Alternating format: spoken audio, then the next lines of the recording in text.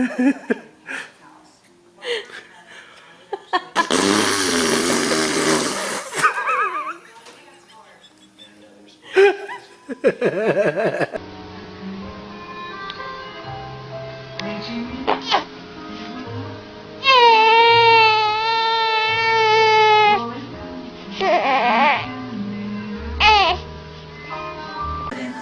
from Vagisil.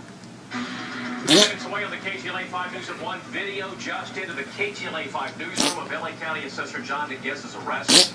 We are live to do details in the corruption investigation. Plus, in Santa Barbara, there's a brush fire.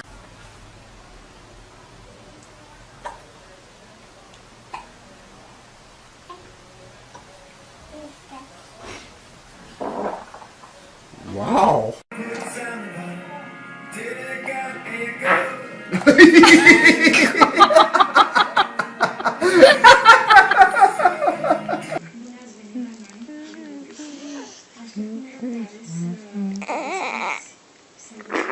Oh my.